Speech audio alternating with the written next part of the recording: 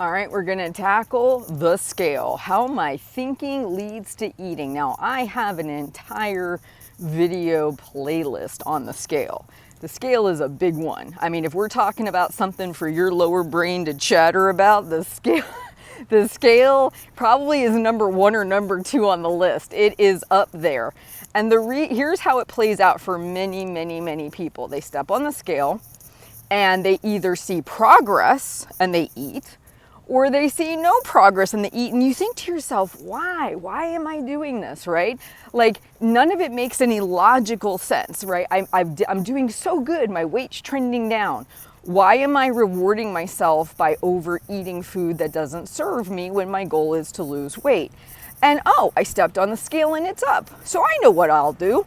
I'll overeat just to show the scale that it's not gonna dictate the sucker. I'm gonna be the one that really messes this whole thing up. Like, like if you really look at it through a logical lens, if your goal was weight loss and you're successfully losing weight, why are you sabotaging? And if you're not successfully losing weight that weekend or week, why are you sabotaging? Because of your lower brain. What we have to go back to again is video one. Why is it that we are struggling with the scale? We step on it, we see progress, we see no progress. So then what happens is your lower brain starts to make up stories about where this is all going to go.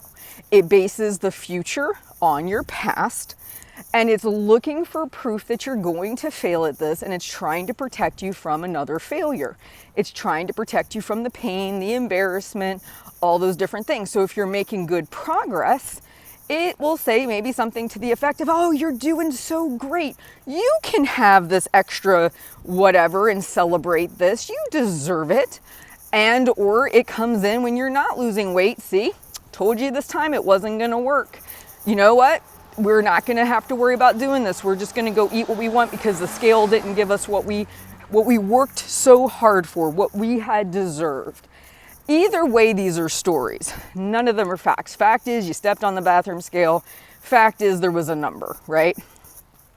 The story around the number, the story around the progress or lack of progress, and how it's being dramatized in your head is all coming from your lower brain, because at the end of the day, it likes the keeping you where you are, the certainty of what you currently have.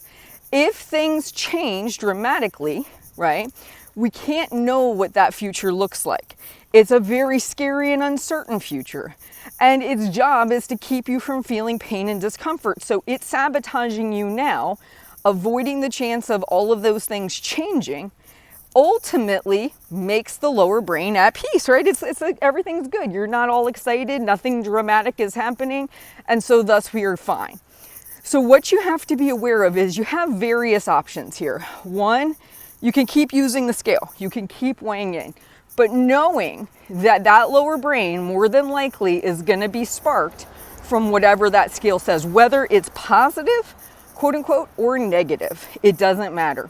You're going to get a lot of stories. So for some people, staying off the scale might be a much better option, just because you're still going to get the lower brain chatter, but you're not giving it a daily opportunity to jump in and kind of take charge of the whole situation.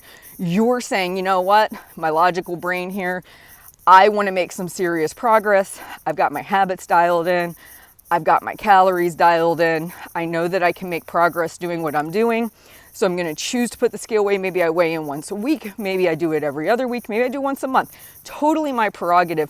But at the end of the day, if I can keep that lower brain from chattering so much, I will have a much better outcome in the long term. So I just want to encourage you to see the scale as a doorway to brain chatter. That's what it is. And for many people, they don't do well with it. So as a coach, I really pay attention to each client. If they get a lot of brain chatter about the scale, and here's what's really interesting about the stories we make up. I had a client who was losing weight in September. Her weight was trending down. She had a green line in Happy Scale app. This is how her lower brain was affecting her. She last September, the previous year, September, she had a weight increase. So her weight went up. She wasn't working with me at the time. She was switching careers. Things were happening. So her weight went up last September, but this September is going down. And it was super interesting. She sent me both pictures, last year, this year, of Happy Scale. And she's like, I'm really concerned. I don't like seeing where this is going. Like very negative, very worried about this year. And I'm looking at the graphs and I'm not seeing anything to be concerned about.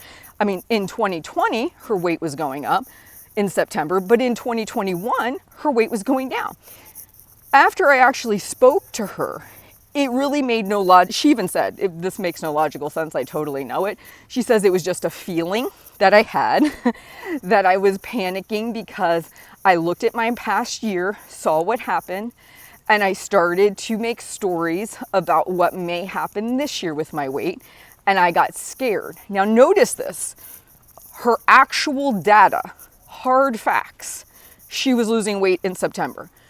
She allowed the lower brain to come in, start to worry about the future, what her weight may or may not do, even though there was zero proof of it. This is what you want to keep in mind. It's not smart. It's not a thinking part of your brain. It literally is just going to go based on history. It's going to create stories, and it's going to project a scary future to make it to where you hopefully will just stay where you are. And then as a coach, I come in and say, this makes no logical sense. This is what the data actually shows. And if we're talking about, something to be concerned about, it doesn't exist. And that's the thing. A lot of the times we have to speak these things out loud. So what I think I hear you saying, lower brain, is because my weight is down today, I should treat myself to a box of brownies because I've earned it. And that's really going to help me with my long-term goals. You hear how false that is, right? Like, makes no logical sense. Or here's another one. Oh my gosh, my weight's up 2 pounds today, or a pound or whatever. Oh yes, lower brain, you're right. If I eat this box of brownies, I will feel better. And what difference does it make if my goal is long-term weight loss? What's one box of brownies really going to do to that? Like, of course, that, again, makes zero sense. Really, like, if you're thinking about what would make the most logical sense in either scenario, it would be to continue to eat your healthy diet. Continue to take proper care of yourself so you can continue to get positive results and to help you with your long-term goal. That would be what your higher brain would say. But that's not who's running the show when they see a scale number, right?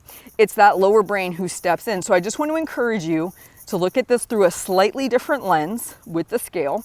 Really look at your past and look at how it's maybe caused some chatter for you, and ask, what is a healthy way of dealing with the scale that allows me to have less chatter and be able to continue to move forward with my personal goals. All right, guys, I hope these videos are helping how my thinking is leading to eating, and I will talk to you soon.